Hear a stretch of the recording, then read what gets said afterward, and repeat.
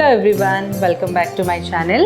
So ನಾವು ಶಾರ್ಟ್ಸಲ್ಲಿ ಹಾಕಿದ್ವಿ ಪಾನಿಪುರಿ ರೆಸಿಪಿ ಮಾಡೋಣ ಅಂತ. ಅದಕ್ಕೆ ಇವತ್ತು ಪಾನಿಪುರಿ ರೆಸಿಪಿ ತೋರಿಸ್ತಾ ಇದ್ದೀನಿ. ಸೊ ನಾನು ಮತ್ತು Gundanna again my partner in vlog. So ingredients ನೋಡೋಣ ಬನ್ನಿ. ಸೊ ಇದು ಟ್ಯಾಮ್ರಿಂಡ್ ನಾನು ನೀರಲ್ಲಿ ನೆನೆಸಿಟ್ಟು ಅದರದ್ದು ರಸನ ತಗೊಂಡಿದ್ದೀನಿ. ಒಂದು ಆಲ್ಮೋಸ್ಟ್ 100 ಗ್ರಾಮ್ಸ್ ಅಷ್ಟು ಟ್ಯಾಮ್ರಿಂಡ್ ತಗೊಂಡಿದ್ದೀನಿ. ಆಮೇಲೆ ಇದು ಜಗರಿಗೆ ನೀರಲ್ಲಿ ಹಾಕಿ ಅದರದ್ದು ನೀರು ಮಾಡ್ಕೊಂಡು ಇಟ್ಕೊಂಡಿದ್ದೀನಿ. ಆಮೇಲೆ ನಾನು 1 ಕಟ್ ಪುದೀನ ತೊಗೊಂಡಿದ್ದೀನಿ, ಸ್ವಲ್ಪ ನಾನು ಕೊತ್ತಂಬರಿ ತೊಗೊಂಡಿದ್ದೀನಿ, ಆಮೇಲೆ ಒಂದು ಅರ್ಧ ಇಂಚಷ್ಟು ನಾನು ಶುಂಠಿ ತೊಗೊಂಡಿದ್ದೀನಿ. ಆಮೇಲೆ ಇದು ಒಂದು ಹೋಲ್ ಬೆಳ್ಳುಳ್ಳಿ ತೊಗೊಂಡಿದ್ದೀನಿ. ಇದು ಮೆಣಸಿನ್ಕಾಯಿ, ಖಾರದ ಮೆಣಸಿನ್ಕಾಯಿ ನಾನು ತೊಗೊಂಡಿದ್ದೀನಿ, ಒಂದು 5 to 6 ಮೆಣಸಿನ್ಕಾಯಿ. ಖಾರದ ಮೆಣಸಿನ್ಕಾಯಿ ಇದ್ದರೆ ಸ್ವಲ್ಪ ಟೇಸ್ಟ್ ಎನ್ಹಾನ್ಸ್ ಆಗುತ್ತೆ. ಸ್ವಲ್ಪ ಸಪ್ಪಗಿದ್ರೆ ಅಷ್ಟೊಂದು ಚೆನ್ನಾಗಿ ಬರಲ್ಲ. ಖಾರ ಇದ್ದರೆ ಸ್ವಲ್ಪ ಚೆನ್ನಾಗಿ ಪಾನಿದು ಟೇಸ್ಟ್ ಎನ್ಹಾನ್ಸ್ ಆಗುತ್ತೆ. ಸೊ ಸ್ವಲ್ಪ ನಾನು 1 ಸ್ಪೂನಷ್ಟು ಜೀರಾ ತೊಗೊಂಡಿದ್ದೀನಿ. ಆಮೇಲೆ 1 ಸ್ಪೂನಷ್ಟು ನಾನು ಉಪ್ಪು ತೊಗೊಂಡಿದ್ದೀನಿ. ಸೊ ನಮಗೆ ಟೇಸ್ಟ್ಗೆ ಎಷ್ಟು ಬೇಕಷ್ಟು ಉಪ್ಪು ನಾವು ಹಾಕ್ಕೊಳ್ಳೋದು. ಸೊ ಇದು ಇಂಗ್ರೀಡಿಯೆಂಟ್ಸ್ ಎಲ್ಲ ಮಿಕ್ಸಿಗೆ ಹಾಕಿ ಇದನ್ನು ಪೇಸ್ಟ್ ಮಾಡ್ಕೋಬೇಕು. ನಾನು ಪಾನಿಪುರಿ ಕಲ್ತಿದ್ದು ಸ್ಟೋರಿ ಏನಂದರೆ, ನಾನು ಪುಣೆಯಿಂದ ಮದುವೆಯಾಗಿ ಮಣಿಪಾಲಿಗೆ ಬಂದಿರೋದು. ಸೊ ಪುಣೆಯಲ್ಲಿ ಒಂದು ಪರ್ಟಿಕ್ಯುಲರ್ ಶಾಪ್ ಇತ್ತು, ಅಲ್ಲಿ ಪಾನಿಪುರಿ ಸಖತ್ತಾಗಿ ಸಿಗ್ತಿತ್ತು. ಅದು ಮದುವೆ ಆದಮೇಲೆ ನಾನು ಮಣಿಪಾಲ್ಗೆ ಬಂದಮೇಲೆ ಇಲ್ಲಿ ಎಷ್ಟೋ ಕಡೆ ನಾವು ಪಾನಿಪುರಿ ಟ್ರೈ ಮಾಡಿದ್ವಿ, ಬಟ್ ನನಗೆ ಯಾವುದು ಪಾನಿಪುರಿ ಇಷ್ಟನೇ ಆಗಲಿಲ್ಲ. ಸೊ ನನಗೆ ತುಂಬ ಕ್ರೇವಿಂಗ್ ಆಗೋದು ಪಾನಿಪುರಿ ತಿನ್ನೋದು. ಬಟ್ ಎಷ್ಟು ನಾವು ಯಾವುದಾದ್ರೂ ಹೊಸ ಶಾಪ್ ನಮಗೆ ಯಾರಾದರೂ ಸಜೆಸ್ಟ್ ಮಾಡಿದ್ರೆ ಅಥವಾ ಎಲ್ಲಾದರೂ ನಮಗೆ ಗೊತ್ತಾದರೆ ಈ ಪಾನಿಪುರಿ ಶಾಪ್ ಇದೆ ಅಂತ ಗೊತ್ತಾದರೆ ನಾವು ಅಲ್ಲಿ ಹೋಗಿ ಟ್ರೈ ಮಾಡ್ತಿದ್ವಿ. ಬಟ್ ಅಲ್ಲಿ ನನಗೆ ಅವ್ರದ್ದು ಟೇಸ್ಟ್ ಇಷ್ಟ ಆಗ್ತಿರ್ಲಿಲ್ಲ.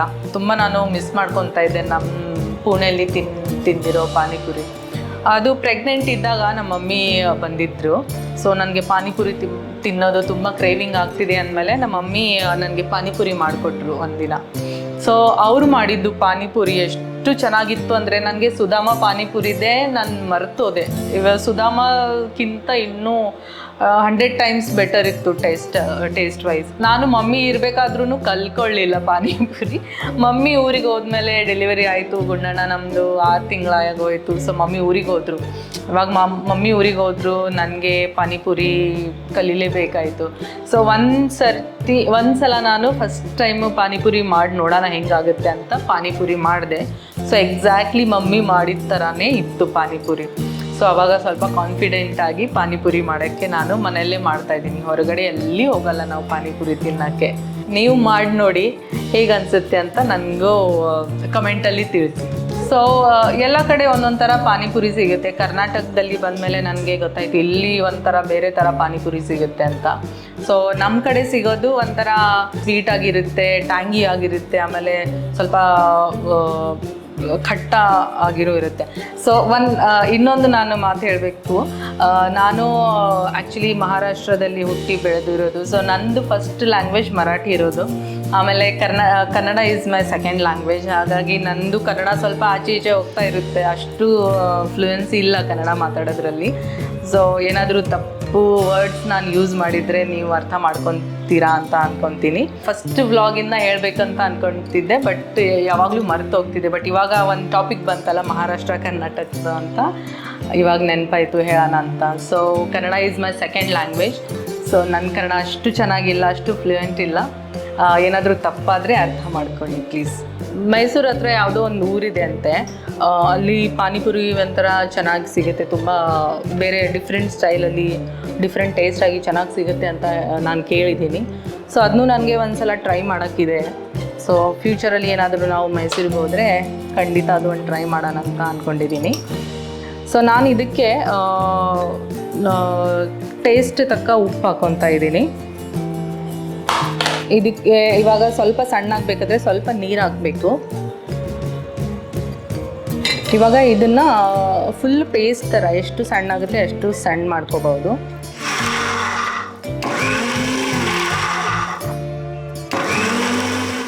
ಇದನ್ನು ನಾನು ಈ ಕನ್ಸಿಸ್ಟೆನ್ಸಿಯಲ್ಲಿ ಸಣ್ಣ ಪೇಸ್ಟ್ ಮಾಡ್ಕೊಂಡಿದ್ದೀನಿ.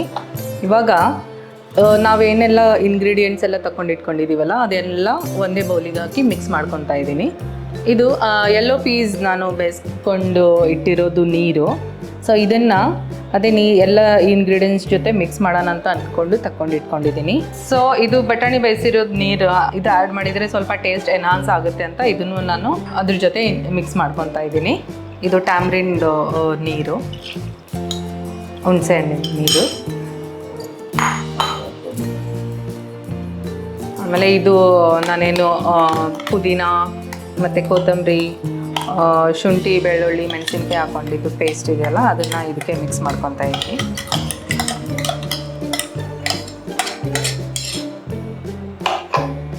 ಆಮೇಲೆ ಇದು ಬೆಲ್ಲದ ನೀರು.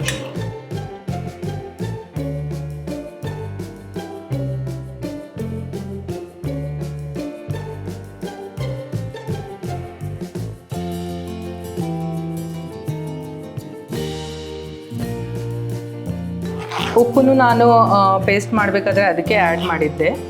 ಸೊ ಲಾಸ್ಟಿಗೆ ಸ್ವಲ್ಪ ಟೇಸ್ಟ್ ಮಾಡಿ ನೋಡಬೇಕು, ಉಪ್ಪೇನಾದರೂ ಕಡಿಮೆ ಆದರೆ ಇನ್ನೊಂಚೂರು ಉಪ್ಪು ಮೇಲೆ ಹಾಕೋಬೋದು. ಸೊ ಇದು ಬೌಲ್ ಇವಾಗ ತುಂಬ್ತಾ ಇದೆ, ಅದಕ್ಕೆ ನಾನು ಈ ಪೇಸ್ಟ್ನ ಸ್ವಲ್ಪ ಹಂಗೆ ಇಟ್ಕೊತಿದ್ದೀನಿ ಕಡೆಗೆ.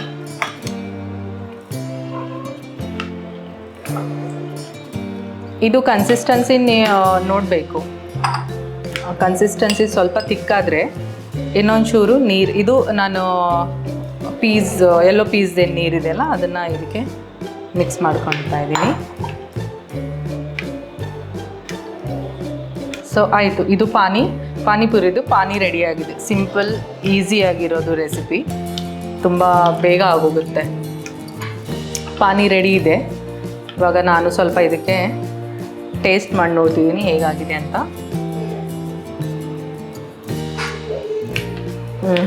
ಸಖತ್ತಾಗಿದೆ. ಸ್ವಲ್ಪ ಉಪ್ಪು ಹಾಕ್ಕೋಬೇಕು, ಸ್ವಲ್ಪ ಉಪ್ಪು ಕಡಿಮೆ ಅನ್ನಿಸ್ತಿದೆ ನನಗೆ. ಸೊ ಸ್ವಲ್ಪ ಉಪ್ಪು ಹಾಕ್ಕೊತಾ ಇದ್ದೀನಿ. ಸೊ ಇವಾಗ ನಮ್ಮದು ಪಾನಿಪುರಿಗೆ ಪಾನಿ ರೆಡಿ ಇದೆ.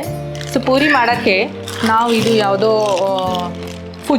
ಫುಚ್ಕ ಅಂತ ಯಾವುದೋ ಬ್ರ್ಯಾಂಡ್ ಇದೆ. ಸೊ ಅದೇ ಪೂರಿ ಪರ್ಟಿಕ್ಯುಲರ್ ಆಗಿ ಯೂಸ್ ಮಾಡ್ತೀವಿ, ಯಾಕಂದರೆ ಬೇರೆ ಬ್ರ್ಯಾಂಡು ನಾವು ಯೂಸ್ ಮಾಡಿ ನೋಡಿದ್ವಿ. ಬಟ್ ಅದು ಇಷ್ಟು ಪೂರಿ ದಪ್ಪ ಆಗಲ್ಲ, ದೊಡ್ಡದಾಗಲ್ಲ, ಸೈಜ್ ಚಿಕ್ಕದಾಗಿರುತ್ತೆ. ಸೊ ಅದು ತಿನ್ನೋಕ್ಕೆ ಚೆನ್ನಾಗಿರಲ್ಲ, ಯಾಕಂದರೆ ಫಿಲ್ಲಿಂಗ್ ಮಾಡಬೇಕಲ್ಲ ಪೂರಿಯಲ್ಲಿ. ಸೊ ಸ್ವಲ್ಪ ದಪ್ಪ ಇದ್ರೇ ಚೆನ್ನಾಗಿರುತ್ತೆ. ಆಮೇಲೆ ಫುಚ್ಕ ಅಂತ ಇದೇ ಬ್ರ್ಯಾಂಡ್ ಯೂಸ್ ಮಾಡೋದು. ಸೊ ಪೂರಿ ಕರಿಬೇಕಾದ್ರೆ ಎಣ್ಣೆ ಹೈ ಟೆಂಪ್ರೇಚರಲ್ಲಿ ಇಟ್ಟು ಸ್ವಲ್ಪ ತುಂಬ ಬಿಸಿ ಆಗಬೇಕು. ತುಂಬ ಬಿಸಿ ಆದ್ರೇ ಪೂರಿ ಸ್ವಲ್ಪ ಊದ್ಕೊಳ್ಳುತ್ತೆ. ಇಲ್ಲಾಂದರೆ ಸೈಜ್ ಸ್ವಲ್ಪ ಚಿಕ್ಕದಾಗಿರುತ್ತೆ, ಆಮೇಲೆ ಗಟ್ಟಿಯಾಗಿರುತ್ತೆ. ಅದಕ್ಕೆ ಸ್ವಲ್ಪ ಎಣ್ಣೆ ತುಂಬ ಕಾದಿರೋದು ಇರಬೇಕು, ಆವಾಗಲೇ ಪೂರಿ ಚೆನ್ನಾಗಿ ಬರೋದು. ಸೊ ಇವಾಗ ಎಣ್ಣೆ ಚೆನ್ನಾಗಿ ತುಂಬ ಬಿಸಿಯಾಗಿ ಹೋಗಿದೆ, ಅಂದರೆ ಕರೆಕ್ಟ್ ಟೆಂಪ್ರೇಚರಲ್ಲಿದೆ. ಇದಕ್ಕೆ ನಾನು ಪೂರೀಸ್ ಹಾಕ್ಕೊತಾ ಇದ್ದೀನಿ. ಸೊ ಫಸ್ಟು ನಾನು ಇವಾಗ ಒಂದು ಪೂರಿ ಟೆಸ್ಟ್ ಮಾಡಿ ನೋಡ್ತೀನಿ ಕರೆಕ್ಟ್ ಆಗುತ್ತಾ ಇಲ್ಲ ಅಂತ.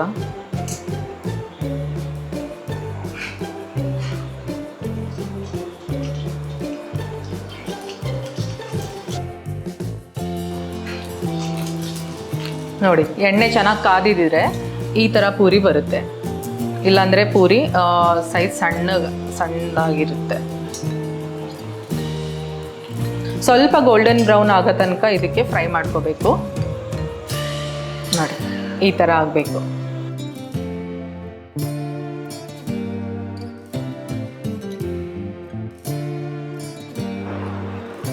ಪಾನಿಪುರಿ ರೆಡಿ ಇದೆ.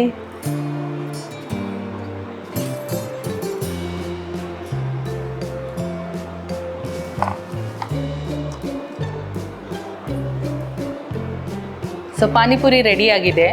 ಫೈನಲ್ ಟಚ್ಗೆ ನಾನು ಸ್ವಲ್ಪ ಮೇಲೆ ಬೂಂದಿ ಹಾಕೊತಾ ಇದ್ದೀನಿ.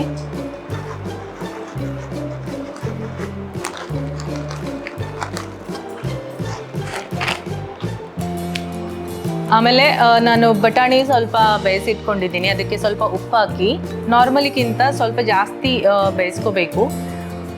ಇಲ್ಲಾಂದರೆ ಟೇಸ್ಟ್ ಅಷ್ಟು ಚೆನ್ನಾಗಿರಲ್ಲ, ಆಮೇಲೆ ಗ್ಯಾಸ್ ಆಗುತ್ತೆ ಅಂತ ಹೇಳ್ತಾರೆ ಚೆನ್ನಾಗಿ ಬೇಯಲಿಲ್ಲ ಅಂದರೆ. ಆಮೇಲೆ ನಾನು ಒಂದು ಹಾಫ್ ಟೊಮ್ಯಾಟೊ ಕಟ್ ಮಾಡಿ ಇಟ್ಕೊಂಡಿದ್ದೀನಿ. ಆಮೇಲೆ ಒಂದು ಈರುಳ್ಳಿ ಕಟ್ ಮಾಡಿ ಇಟ್ಕೊಂಡಿದ್ದೀನಿ. ಆಮೇಲೆ ಸ್ವಲ್ಪ ಕೊತ್ತಂಬರಿ ಅದಕ್ಕೆ ಆ್ಯಡ್ ಮಾಡಿ ಇಟ್ಕೊಂಡಿದ್ದೀನಿ. ಸೊ ಟೊಮ್ಯಾಟೊ ಆಪ್ಷನಲ್ ಇದೆ, ನಿಮಗೆ ಇಷ್ಟ ಆದರೆ ಹಾಕ್ಕೋಬೋದು, ಇಲ್ಲಾಂದರೆ ಇಲ್ಲ. ಈರುಳ್ಳಿ ನೀವು ಹಾಕ್ಕೋಬೋದು. ಆಮೇಲೆ ಸ್ವಲ್ಪ ಸೇವ್ ನಾನು ಇದಕ್ಕೆ ತೊಗೊಂಡಿದ್ದೀನಿ, ಪೂರಿ ಫಿಲ್ ಮಾಡೋಕ್ಕೆ ಮೇಲೆ ಹಾಕ್ಕೊಳ್ಳೋಕ್ಕೆ ಅಂತ ಸೇವ್ ಇಟ್ಕೊಂಡಿದ್ದೀನಿ. ಇವಾಗ ನಾನು ಪಾನಿಪುರಿದು ಪ್ಲೇಟಿಂಗ್ನ ರೆಡಿ ಮಾಡಿಕೊಂಡು ಇಟ್ಕೊತಾ ಇದ್ದೀನಿ.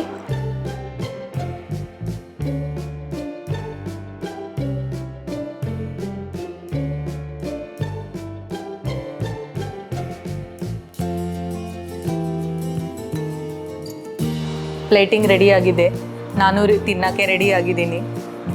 ಸೊ ಬಾಯಿಗೆ ನೀರು ಬಿಡ್ತಾ ಇದೆ.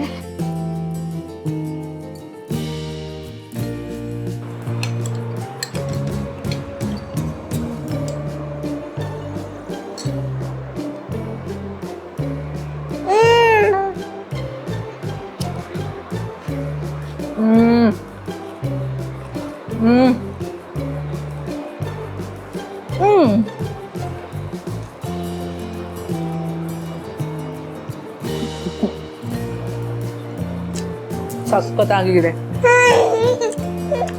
ಸೊ ನಾನು ಗಂಡನ್ನ ಸೇರಿ ಇವಾಗ ಪಾನಿಪುರಿ ಎಂಜಾಯ್ ಮಾಡ್ತೀವಿ.